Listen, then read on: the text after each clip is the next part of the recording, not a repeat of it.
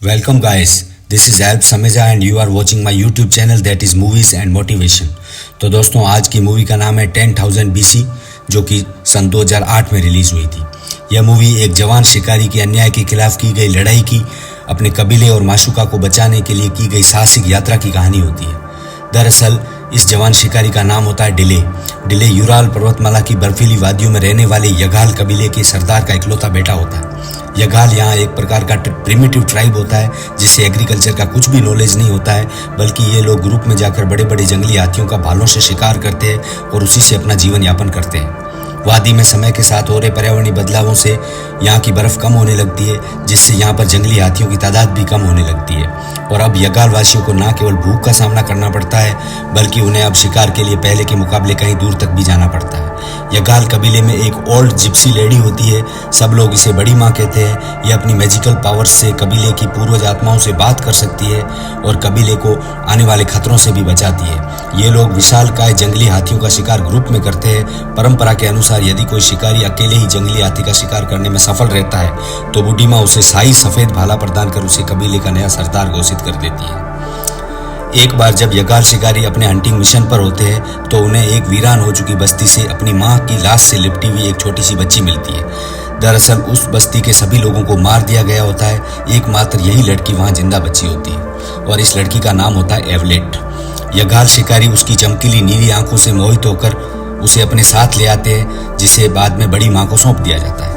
यगालों की घाटी में भोजन और शिकार की हो रही कमी से चिंतित बड़ी माँ एक दिन एवलेट की नीली आंखों में देखकर अपने पूर्वजों की आत्माओं से बात करने की कोशिश करती है और आखिरकार उसे पूर्वजों से इसका जवाब मिल जाता है और वो एक भविष्यवाणी करती है कि यगाल के शिकारी जब अपने अंतिम शिकार यानी लास्ट हंटिंग मिशन पर जाएंगे तब पीछे घुड़सवार राक्षसों की सेना हमारे कबीले पर हमला कर उसे बर्बाद कर देगी। साथ ही हंटिंग मिशन से एक योद्धा का भी उदय होगा और यह नीली आंखों वाली लड़की उसी की स्त्री बनेगी और ये दोनों मिलकर यगालों को एक नया जीवन देंगे जहां पर भूख के लिए कोई और जगह नहीं होगी। लेकिन कबीले के सरदार यानी डिले के पिता अंतिम शिकार तक अपने लोगों को भूख से मरते हुए नहीं देख सकते हैं, क्योंकि अंतिम शिकार पर जाने में अभी भी कुछ साल बाकी है। इसलिए वह एक रात अपने साथी टिक टिक को बताते हैं कि मैं अपने लोगों को भूख से बचाने के लिए एक नई जगह की तलाश में लंबे सफर पर जा रहा हूँ, लेकिन वादा करो कि ये बात कबीले में किसी को भी पता नहीं चलनी चाहिए कि मैं कहाँ और क्यों जा रहा हूँ। साथ ही तुम मेरे पीछे मेरे बेटे डिले का भी ध्यान रखना। इतना कहने के बाद कबीले का सरदार टिक टिक को शाही सफेद भाला सौंपकर अपने सफर पर निकल जाता है। अगले रोज से सबको लगने लगता है कि डिले के पिता एक बुज़दिल आदमी थे और बड़ी माँ की भविष्यवाणी से डरकर कबीले को छोड़कर भाग गए हैं। कबीले के बच्चे भी डिले को अपने साथ नहीं खिलाते हैं और उसे डरपोक का बेटा कहकर उसका मजाक बनाते हैं, लेकिन रियलिटी क्या है इसके बारे में किसी को कुछ भी नहीं पता होता है। वहीं इसी कबीले में एवलेट एक अनाथ बच्ची है और अकेले पड़ चुके डिले के साथ अपना वक्त बिताना चालू करती है। इससे उनकी दोस्ती हो जाती है और फिर कई सालों में अब दोस्ती उनकी प्यार में बदल जाती है। इससे हो जाती है। कई सालों बाद इनकी घाटी में जंगली हाथियों की तादाद फिर से बढ़ने लगती है और सबको लगने लगता है कि अंतिम शिकार पर जाने का समय नज़दीक है। और फिर एक दिन कबीले का छोटा शिकारी बाकू डिले को बताता है कि आज टिक टिक और अन्य लोग बड़ी माँ से मिलने उनकी कुटिया में गए थे। वहाँ बड़ी माँ ने बताया कि अब भविष्यवाणी में बताया हुआ अंतिम शिकार का समय नज़दीक आ गया है। इस कबीले में करण नाम का एक व्यक्ति भी होता है। अब क्योंकि करेन एक काबिल शिकारी होता है, इसलिए सबको लगता है कि करेन ही वो आदमी है जो अकेला जंगली हाथी का शिकार कर सकता है, यानी कि उनके अनुसार करेन ही उस कबीले का नया सरदार बनने वाला है। एवलेट और शाही भाला भी उसे ही मिलने वाले हैं। एवलेट भी डिले को चाहती है, इसलिए उसको डर है कि कहीं करेन ने शिकार में उसे जीत लिया तो उसका क्या होगा, और इसलिए वो डिले से मिलती है और उसको यहाँ से उसके साथ भाग चलने को कहती है। इस पर डिले एवलेट को अपने हाथों से बनाया हुआ नेकलेस देकर कहता है कि मैं अपने पिता की तरह कबीले को ऐसे छोड़कर कहीं नहीं जाऊँगा। डिले को यह बात अच्छे से पता होती है कि अगर उसे एवलेट को पाना है तो उसे विशालकाय जंगली हाथी के सीने को ही चीरना होगा। तभी बाकू दौड़ता हुआ वहाँ आता है और सभी कबीले वालों को बताता है कि उसने सैकड़ों जंगली हाथियों के बड़े झुंड को हमारी घाटी की तरफ बढ़ते हुए देखा है। यह खबर सुनकर सभी शिकारी फाइनल हंटिंग मिशन के लिए तैयार हो जाते हैं। टिक टिक सभी शिकारियों से समझदारी और बहादुरी से शिकार करने की बात को दोहराता है। सभी लोग यहाँ पर करेन को चीयर करते हैं क्योंकि उनको लगता है कि वो इस हंटिंग में एवलेट और शाही भाले को भी जीतने वाला है। उसके बाद सभी शिकारी जंगली हाथियों के रास्ते में घास पर लेटकर धीरे धीरे आगे बढ़ते रहते हैं जब तक कि उनका मुखिया झुंड पर पहला वार नहीं कर देता है। हाथियों के करीब आने पर टिक टिक घास से निकलकर पहला वार करता है, जिसके बाद सभी शिकारी शोर शराबे और आवाज़ों से उन हाथियों को उनके द्वारा बिछाए गए जाल और फंदों की तरफ दौड़ाते हैं ताकि शिकार को जाल में फंसाया जा सके। दौड़ते हुए हाथी कई जालों और फंदों को तोड़कर आगे निकल जाते हैं, लेकिन एक सबसे पीछे दौड़ते विशालकाय हाथी के ऊपर जाल अटक जाता है।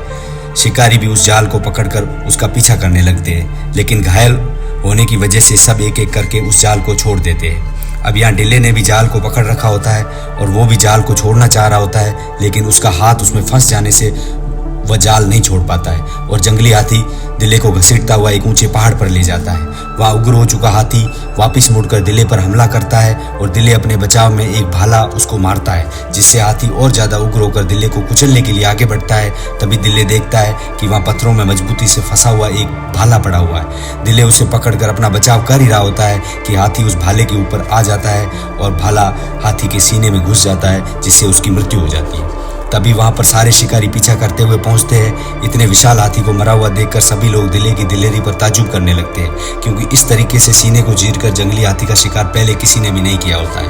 उसके बाद बड़ी माँ शाही भाला और एवलेट का हाथ दोनों दिले को सौंप देती है। जहाँ सब कबीले वाले रात में दावत और खुशी से जश्न मना रहे होते हैं, वहीं दिले को एक बात परेशान कर रही होती है कि उसने हाथी का शिकार नहीं किया है, क्योंकि शिकार के दौरान जब लोगों ने जाल को छोड़ा तब उसने भी छोड़ दिया था, लेकिन उसका हाथ फंस गया था। फिर पहाड़ी पर हाथी खुद भाले पर आ गिरा था, जिससे ही उसकी मौत हुई थी। और फिर दिले उस सफ़ेद भाले को टिक टिक को ये कहकर लौटा देता है कि वो इसका असली हकदार नहीं है और वह अपने पूर्वजों के शाही भाले को झूठ के दम पर नहीं लेना चाहता है। जब ये बात एवलेट को पता चलती है तो वो बहुत मायूस हो जाती है और दिले को यह बोलकर वहाँ से चली जाती है कि तुमने भाले के साथ मुझे भी छोड़ दिया। दिले भी एवलेट को बहुत चाहता है, लेकिन ये दोनों परंपराओं से बंधे हुए होते हैं। अगली सुबह अचानक से कबीले पर एक घुड़सवार सेना निर्दयी तरीके से आक्रमण करती है, जिससे कई लोगों की मौत हो जाती है और कुछ लोगों को गुलाम बनाने के लिए वे अपने साथ इन लोगों को बंदी बना देते हैं। एवलेट को जब इस सेना का सिपह सालार देखता है तो उसे अपने लिए उठा लेता है। दिले उस समय कबीले से दूर होता है और चीखों को सुनकर कबीले के लोगों को बचाने जाने लगता है, लेकिन टिक टिक उसे रोक लेता है, क्योंकि वो नहीं चाहता था कि वो दिले को भी बंदी बनाकर ले जाए। इसके बाद घुड़सवार सेना सभी बंदी लोगों को अपने साथ लेकर वहाँ से पहाड़ों की ओर निकल जाती है।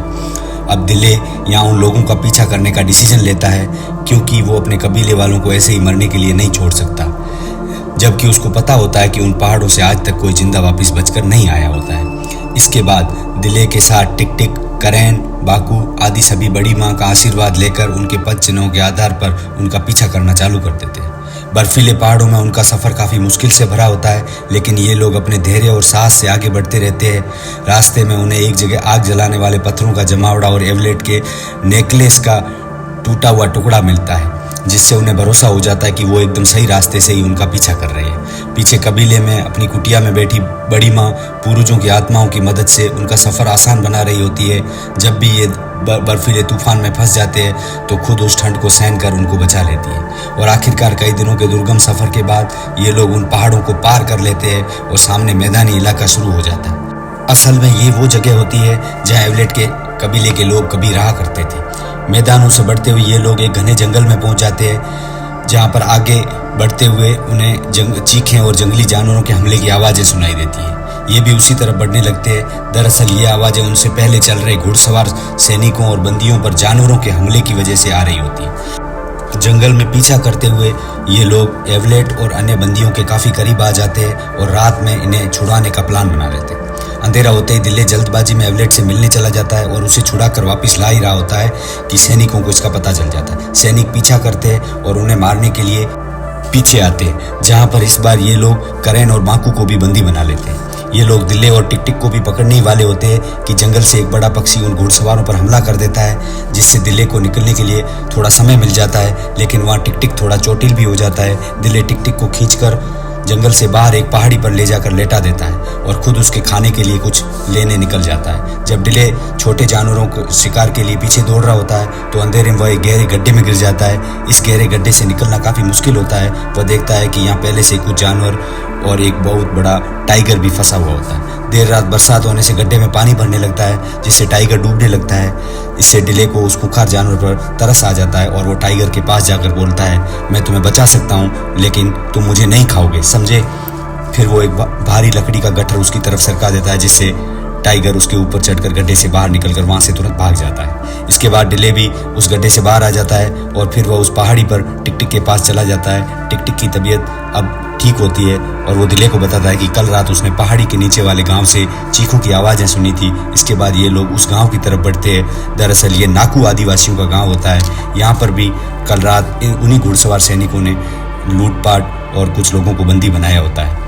दिले और टिक टिक जैसे ही गांव पहुंचते हैं तो वहां पड़ा खाना देख उनको खाने ही वाले होते हैं कि नाकू लोग उन्हें बाहरी समझकर उन पर हमला कर उन्हें मारने ही वाले होते हैं कि वहां एक बहुत बड़ा आदमखोर टाइगर आ जाता है। इससे गांव वाले डर जाते हैं। दरअसल ये वही टाइगर होता है जिसको कल रात दिले ने डूबने से बचाया होता है।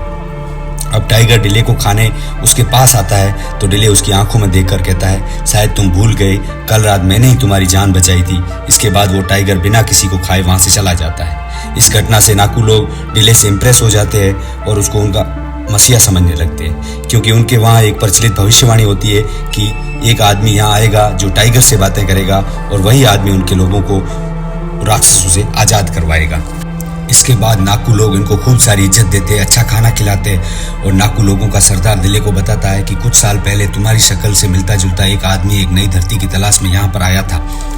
दरअसल वो व्यक्ति कोई और नहीं, दिले के पिता होते हैं। इस पर दिले उनसे पूछता है कि अब वो कहाँ है, तो नाकू सरदार उन्हें बताता है कि उन्हें भी एक घुड़सवार सेना बंदी बनाकर देवताओं के पर्वत पर लेके गए हैं, जहाँ से कोई भी जिंदा लौट कर नहीं आया है। यहाँ अब टिक टिक डिले को बता देता है कि तुम्हारे पिता कबीले से भागे नहीं थे, बल्कि कबीले को भूख से बचाने के लिए नई जगह की तलाश में गए थे और तुम्हारे पिता खुद ये चाहते थे कि मैं ये बात कबीले में किसी को भी नहीं बताऊं, नहीं तो एक एक करके सब लोग कबीला छोड़कर भाग जाएंगे। अगली सुबह एक मैसेंजर आकर जानकारी देता है कि कल रात घुड़सवार सेना ने इस इलाके के कई गांवों और कबीलों में लूटपाट की और कई लोगों को हॉस्टेज बनाकर अपने साथ लेके गए हैं। इस पर टिक टिक नाकू सरदार को और अपने लोगों को उनका पीछा करने और अपने लोगों को वापस घर लाने के लिए तैयार होने के लिए कहता है। उधर घुड़सवार सेना सभी बंदियों को अपने साथ लेके आगे बढ़ती रहती है।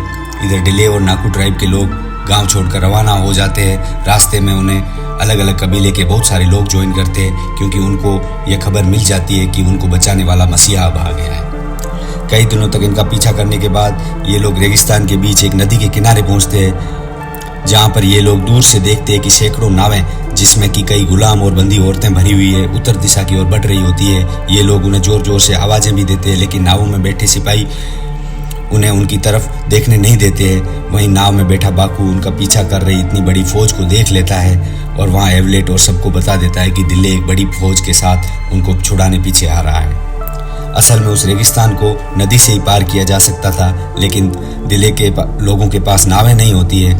इससे उन्हें अब लगने लगता है कि वो उनका पीछा नहीं कर पाएंगे, क्योंकि इतने बड़े रेगिस्तान को पैदल कोई भी नहीं पार कर सकता था। तभी रात में एक ट्राइब का सरदार उन्हें बताता है कि पुरानी मान्यताओं के अनुसार यह नदी रेत में सांप की तरह बहती है और सांप की आंख वाली जगह पर ही देवताओं के पर्वत है और सारे गुलामों को वहीं लेके जाया जाता है।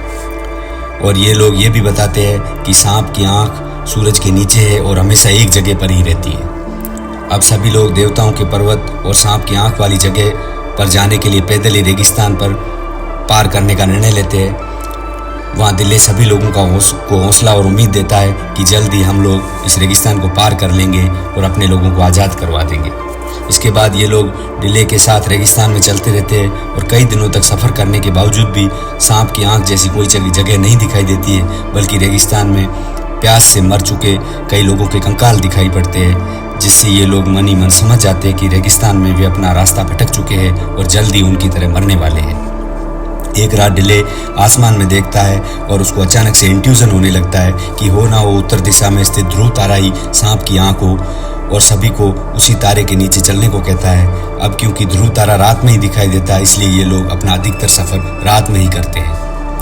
कुछ और दिनों के मुश्किल सफ़र के बाद ये लोग उन रेत के टीलों के बीच एक ऐसी जगह पहुंचते हैं जहां पर कई सारे विशाल पिरामिड होते हैं। करीब जाने पर पता चलता है कि यहाँ हजारों गुलामों और हाथियों द्वारा पिरामिड नुमा बड़ी बड़ी बिल्डिंग्स का कंस्ट्रक्शन काम नियोजित तरीके से चल रहा होता है। दरअसल यह उस समय की सबसे मॉडर्न सिविलाइजेशन होती है।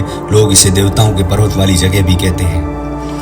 यहाँ के लोगों का मानना है कि ये पिरामिड उनके राजाओं के लिए बन रहे हैं, क्योंकि उनके राजा देवताओं की तरह ही अमर है और आसमान से उठकर यहाँ रहने को आए हैं, और उनकी एक घुड़सवार सेना पूरी दुनिया से लोगों को बंदी बनाकर यहाँ लाती है और उन्हें गुलाम बनाकर उनसे मजदूरी करवाती है। दिल्ले के कबीले के लोगों को भी कुछ दिन पहले यहाँ लाकर इनको निर्माण काम में लगा दिया गया होता है। इनका राजा हमेशा पर्दे में रहता है और जब भी लोगों के सामने आता है सबको उसके सम्मान में जमीन पर लेट जाना होता है।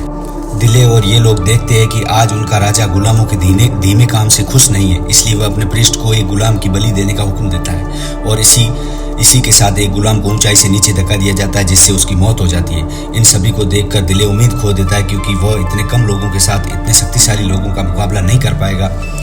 इस पर टिक टिक उसे बताता है कि अगर गुलाम बनाए हुए आदमी उस लड़ाई में उनका साथ दें तो वो इन्हें भी हरा सकते हैं। रात होने पर दिल्ले, टिक टिक और नाकू सरदार गुलामों के कैंप में चुपके से घुस जाते हैं। यहाँ पर एक अंधा गुलाम भी होता है जो कभी देवता राजाओं का पर्सनल सर्वेंट रह चुका होता है। वह दिल्ले को बताता है कि भविष्यवाणी के अनुसार उस देवता राजा को सिर्फ वही मार सकता है जिसके शरीर पर ओराइन बेल्ट के तारामंडल की आकृति बनी हुई हो, और वही व्यक्ति इन सभी गुलामों को यहाँ से भी आज़ाद भी करवाएगा। इसके बाद वह अंधा गुलाम दिल्ले को बताता है कि तुम्हारे पिता ने ही अपनी जान देकर मेरी जान बचाई थी। इस पर दिल्ले को ये बात पता चल जाती कि उसके पिता अब इस दुनिया में नहीं है। इसके बाद जब ये लोग गुलामों के कारागृह से निकलकर अपने टीले पर लौट रहे होते हैं, तब वहाँ के गार्ड्स उन्हें देख लेते और उन पर हमला करते। इस दौरान टिक टिक की लड़ते लड़ते वहीं मौत हो जाती है। मरने से पहले कबीले का सफ़ेद भाला टिक टिक दिल्ले को दे देता है। जब गार्ड्स को ये पता चलता है कि कई सारे शिकारी लोग एवलेट और उनके लोगों को यहाँ से छुड़ाने के लिए पीछा करते हुए यहाँ तक आए हैं, तो वे एवलेट को प्रिस्ट के सामने पेश कर देते। वहीं पर प्रिस्ट एवलेट के हाथ पर बनी हुई ओराइन तारामंडल की आकृति को देख लेता है और फौरन अपने देवता राजा को इस बारे में बता देता है। इससे देवता राजा एवलेट को अलग जगह पर कैद करवा देता है। उधर दिल्ले, जो अब कबीले का सरदार है, अपने लोगों को बताता है कि कल सूर्योदय के साथ ही हम सब लोग मजदूर के भेष में उन गुलामों के बीच में जाएंगे और फिर उनके खिलाफ जंग का ऐलान करेंगे। इसके लिए वो भाले आदि को पहले से ही रेत में छुपा कर रख देते हैं। अगले दिन वे ऐसा ही करते हैं। वे उस भीड़ में गुलामों के बीच पहुंच जाते हैं। वहां पर काम कर रहे हाथियों को भड़का देते हैं, जिससे उग्र हो चुके हाथी अपने मालिकों को कुचलने लगते हैं, जिससे वहां पर अफरा तफरी मच जाती है। इनको देख वहां काम कर रहे गुलाम भी बगावत करने लग जाते हैं। माहौल को बिगड़ता देख देवता राजा एवलेट को सबके सामने लाने का हुक्म देता है और कहता है कि अगर ये लोग बगावत नहीं रोकते तो हम एवलेट को मार देंगे। इसके बाद एवलेट को बाहर सबके सामने लाया जाता है। उसको रस्सियों में जकड़ा हुआ देखकर दिल्ले और उनके लोग रुक जाते हैं। इस पर देवता राजा भी बाहर आता है, जो कि पूरी तरह पर्दे में होता है। इस पर सभी लोग जमीन पर लेट जाते हैं। इसके बाद प्रिस्ट कहता है कि जो शिकारी इस औरत को लेने आया है वह चुपचाप इस औरत को लेके वापस पहाड़ों में जा सकता है, हम उसको कुछ नहीं करेंगे। दरअसल राजा और उसके लोग एवलेट के हाथों में बने तारामंडल से डर चुके होते हैं कि कहीं भविष्यवाणी के अनुसार ये उनके साम्राज्य का खात्मा कर गुलामों को आज़ाद नहीं करवा दे। इस पर दिल्ले आगे आता है और कहता है ठीक है मैं चला जाऊंगा, लेकिन मेरे साथियों का क्या होगा। इस पर वो सबको आज़ाद करने से मना कर देते हैं और यहाँ पर अब दिल्ले भी उन्हें अकेला छोड़ जाने से मना कर देता है और दूर से सफ़ेद भाला उस राजा पर फेंक देता है, जो कि देवता राजा के सीने के आर पार निकल जाता है, जिससे वह खून से लथपथ होकर नीचे गिर जाता है और उसकी वहीं मृत्यु हो जाती है। इसके बाद दिल्ले सबको कहता है देखा तुम सबने, वो भी एक इंसान ही था और वो मर गया। यह सुनकर सारे गुलाम दिल्ले के आदमियों के साथ मिलकर राजा के लोगों पर हमला करने लगते हैं और उनको मारने लगते हैं। इसी बीच वह सिपह सालार, जो एवलेट को उसके कबीले से अपने लिए उठा कर लाया होता है, एवलेट को देख पीछे से उस पर तीर चला देता है। तीर एवलेट के आर पार हो जाता है और एवलेट की वहीं मौत हो जाती है। इसके बाद दिल्ले और उसके आदमी राजा के सभी आदमियों को मारकर जंग तो जीत जाते हैं, लेकिन एवलेट को खो देते हैं। लेकिन हजारों कोस दूर पहाड़ों में बैठी बड़ी माँ अपनी मैजिकल पावर से यह सब कुछ देख रही होती है और वह अपनी शक्तियों से खुद की जान देकर एवलेट को एक बार फिर से जिंदा कर देती है और इस तरीके से एवलेट की जान बच जाती है और भविष्यवाणी के अनुसार अब वह दिल्ले की स्त्री बन जाती है। वापस पहाड़ों में जाने से पहले नाकू ट्राइब के लोग दिल्ले को कुछ बीज देते हुए कहते हैं कि तुम्हारे पिता चाहते थे कि तुम उन्हें ले जाकर अपनी वादी में उगाओ। दरअसल दिल्ले और उसके कबीले के यगाल लोग एग्रीकल्चर से वाकिफ नहीं होते हैं और सिर्फ शिकार से ही अपना जीवन यापन करते थे। इसके बाद ये लोग वापस अपनी यूराल पर्वतमाला की वादियों में पहुंचते हैं, तो वहाँ पर पहली बार एग्रीकल्चर और फार्मिंग को करना चालू करते हैं। और इसी के साथ मूवी का दी एंड हो जाता है। Thank you for listening, thank you for watching.